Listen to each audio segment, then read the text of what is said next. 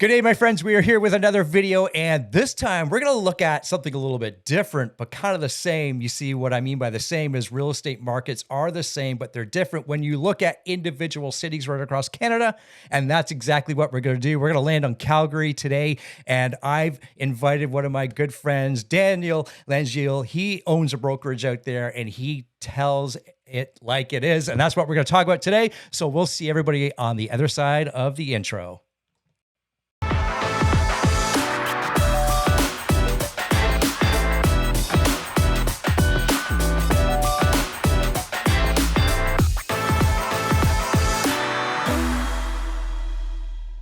Okay, there we are, my friends. So here's what we got to do. First of all, I totally messed up that intro, and I called Darren Dan. So Dan's his twin brother, and I'm so happy we got Darren on the call with us today. Darren, man, how are you? Yes. So, you and I talked offline. Always, we want to get each other's pronunciations right? And it's always the last name, right? But we never generally screw up the first one. So, that's a good way to start, my friend. So there you have it. There you have it. So a little pie on my face, but whatever. We move on. We move on. You don't care about names. You care about local markets, and that's what we're going to talk to you about today. And Darren, as I mentioned off the top, owns a brokerage there. Tell us a little bit about your brokerage and the background, how that launched, and go from there, Darren. Yeah, I've been in the business, going back to 2005. So I've been doing this a long, long time. I'm a recovered engineer. That's what I did in university. So I kind of bring like kind of an analytics point of view. And I think that's how you and I connected, because that's what I love doing with real estate. And I spend a lot of time coaching our agent body here, like you said, in our group, and also into on YouTube like this, to just connect with those, to just bring some real context to what the data looks like, but what does it actually mean for us, right? That's the biggest thing. Like, what does it mean? Not just the numbers. Nobody wants to know the numbers unless they're like geeks like you and I. But yeah, no, I ran an independent brokerage from 2009 all the way through to 2021. It was a large group. We crested 100 agents in our body, very humbled by the growth and the place we played in our little market of Calgary. We left the independents behind. And as you know, we brought our group over to Real Broker, which is just it's a company that just allows agents to connect in a larger scale than I could locally. So now, I run a group locally called Redline Real Estate. There's about 70 of us in our crew. I'm kind of co-founder of it and kind of agent strategist for our crew. So kind of that's who I am. So I like it. I like it. And people will change from, say, your indie model to a larger brand, and more because what they can offer their agents and their clients. And now all of a sudden you become, you add more peers to your group in a sense. Is that kind of a fair statement? yeah, I don't know. I don't know if all leaders do this, but I would assume all like agent leaders that are looking for the best interest of their people is like, how do I just position us in a place where we have the ability to succeed, right? And that was the path for us, going from indie, which I think we had scratched the itch as hard as we could, and we made it as good as it could. And then to say, well, what was the next level? To say like, okay, let's bring in an international model like this that allows us things that I couldn't fund on my own. And at the end of the day, the goal was have agents better off, connect with more people, as you know, and make us better agents. So, that's what we did. So yeah, I like it. I like it. And I love that, you and I represent, in a sense, two different brands, but it doesn't matter about that. What I love is just about the collaboration of getting great people together in a room and talking about how to make the experience, the business, your agents, ultimately our clients better, right? 100%. The consumer is what matters, the ones that focus on that.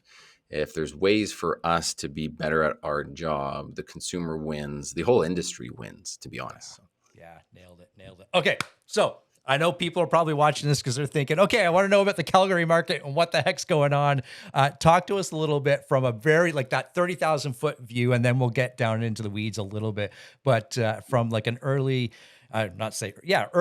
spring market, we'll talk about what's that Calgary market doing? What's it look like? How is it acting? What's going on there? Yeah, that's the question, right? How is the market? The reality is, and I try to listen to this without my local bias filter, right? From what we're seeing and the data coming in all across the country, Calgary's market is like flying. We have an entrenched seller's market with no end in sight. And pricing is increasing. It's hard to find available property. Buyer demand is through the roof, even though, like you just said, we're just starting the spring. And we're positioned really, really well. I mean, the economy in our greater Alberta is doing very well, right? There's affordability is into play across the country, as we know, and that's moving people. That's moving, new graduates and families and immigrants, but even professionals and businesses, because the affordability, like the house pricing index in Calgary, is really low in comparison to our metro big Canadian markets. So, I mean, that's a mouthful, but the reality is, there's a lot of demand right now from people and profits coming into our province, driving this engine right now. Yeah, people and profits. And I know, a lot of my listeners or viewers would be familiar with obviously the GTA market. And of course we often get compared to Vancouver and they kind of go, brother and sister type thing. But for our perspective, those that wouldn't necessarily have their eye or ear to the ground on the Calgary market, give us some of those kind of just average numbers or median prices of what people are talking about. Now, once they see that or hear that, I think they'll understand the big difference of that people and profits, why that's being pushed there. Talk to us about that quickly. Well, it's funny. Every time we make a YouTube video and we put out some market information, and there's people that are used to hearing Metro Vancouver and an amazing home and place that is to live, and the GTA just feels so much of Canada.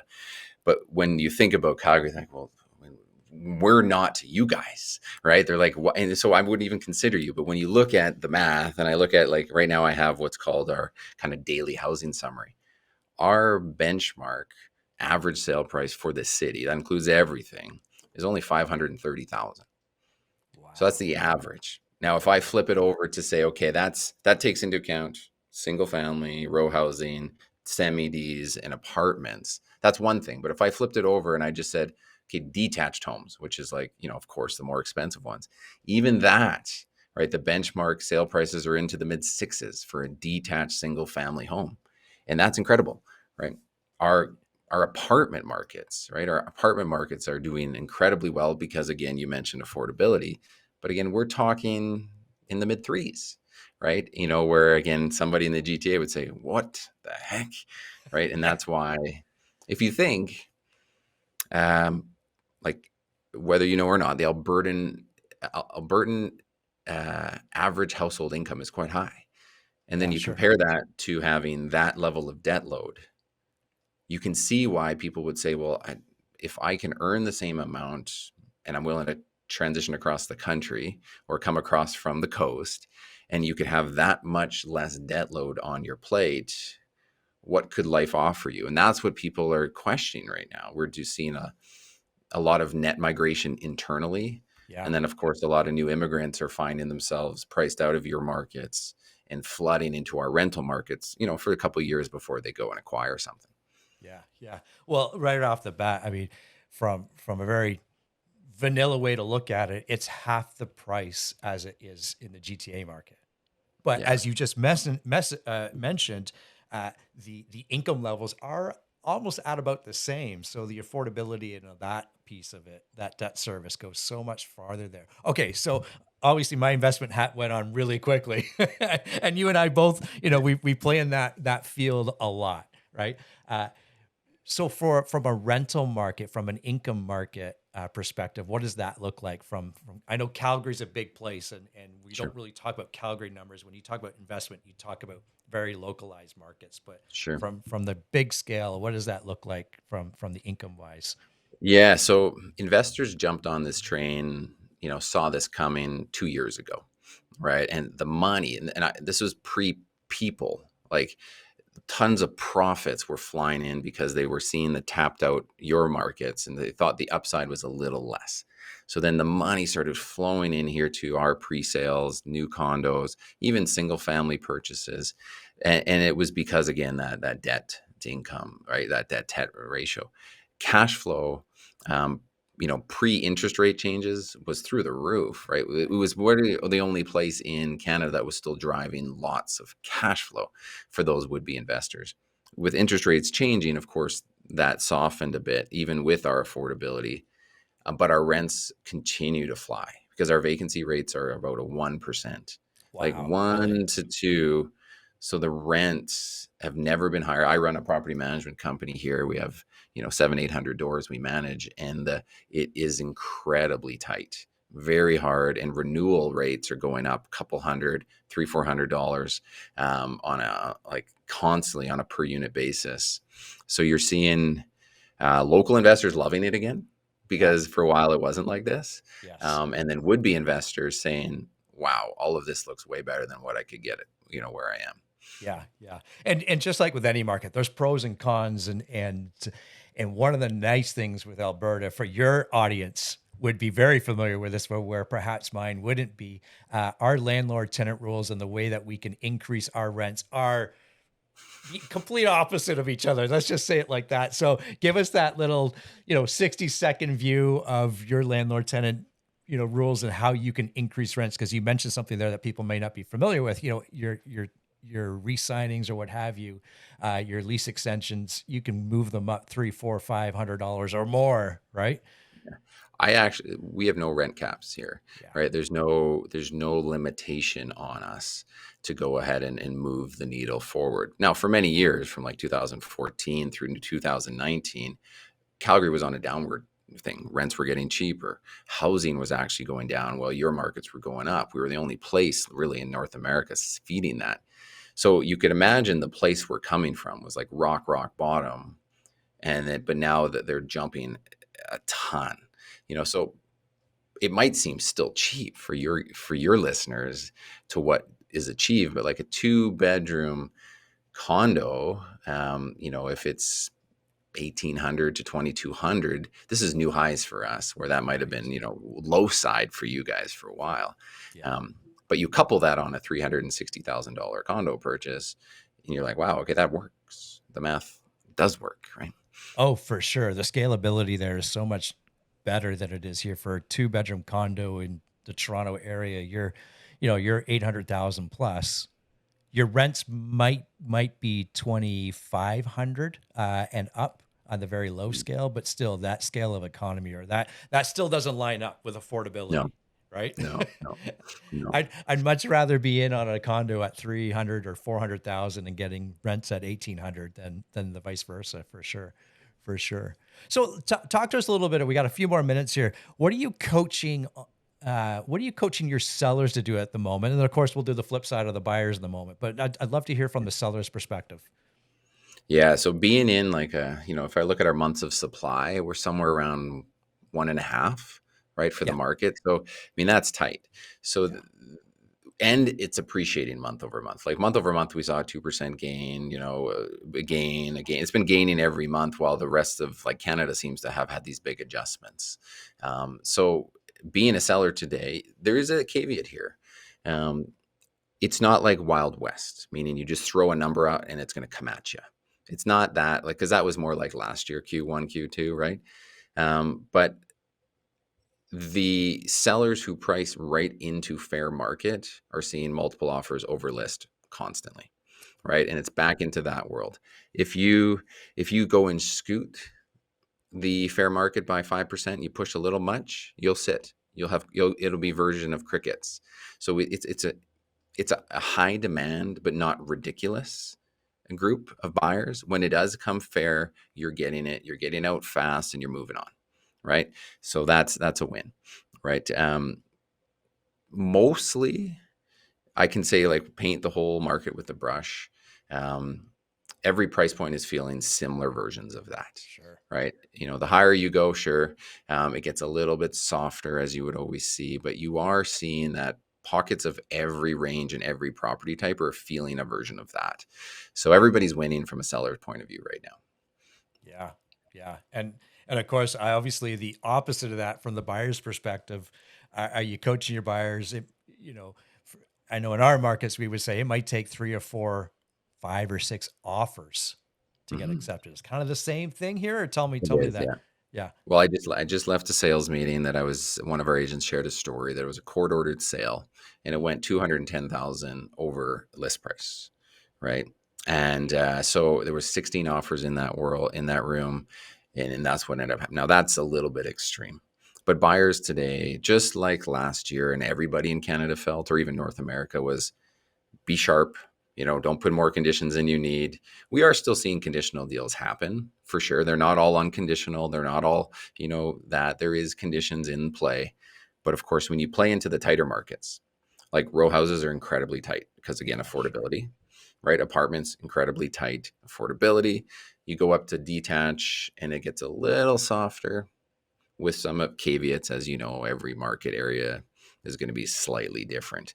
So you have to just be ready to go and know that if you wait to buy, you'll pay more later. Yeah. And buyers hate to hear that, but it is the reality that we need as agents and advisors to share. And it's not because we're searching a commission check. It's because we've just seen the math, right? The math will show you wait too long, you pay more, and you will have wished you would have paid that extra 10K on that last offer instead of waited and thought things were going to change, which they're not. Yeah. Yeah. And we often, here's why we say that. It's because experience, right? Yeah. We're in the market. We're in the game, if you will. Terrible. I hate using that word, but anyways, I did. And we see it every day. Whereas opposed to like maybe your friend or your mom and dad who bought 2 or 3 properties over a span of 45 years. We do that, in your case, you're coaching just like I am, your entire brokers. We're seeing that daily or more. And we see how the trends kind of circle and everything kind of repeats itself, and getting that message out to our clients is paramount, right? Like it's so important. I understand the hesitation to want to like believe that as a buyer because our industry isn't fully loved on by most of, the world. Like there's always this hesitation, this kind of like idea that they're realtors and they're searching that commission. But the reality, when you find a trusted group, listen in, because there is a massive difference between what you educate your clients to than say the average agent out there. So find a group that can play to the language of the current market, but then it's okay to trust them. You know what I mean? It's okay to go a little deeper and say, Yeah. okay, I'm going to put some faith here because we do have their best interests at heart, or else we wouldn't be in business very long. Well, and you nailed it. Yeah. Those that have that longevity have the interest of the client, the consumer, Yeah. their partner at heart, the best. Yeah, for sure. Okay, my friend, we should wrap this up because we're going to do this again in a couple of weeks. And by then, who knows, the market could shift, it could change. I don't see it maybe much like you, even in Toronto here, and especially in that Calgary area. But for those that want to reach out to you, what's the best way to do that? I mean, I'm probably the most present on Instagram. So if you just go at Darren Langille, find me there. My company at Redline Real Estate on Instagram is where you could see kind of, if you're looking about for Calgary market info, that's kind of the place we play. But yeah, personally, I'd love to connect, share our thoughts. And like I said, we have an army of agents here that could support you, or those, so. There you go. So Redline Real Estate, and better than his twin brother. This is this is Darren Langille, and we're so excited to have him on. We'll look forward to seeing some more videos in the future from Darren in the Calgary real estate market. But for everybody, we'll see everybody in the next video. Goodbye for now.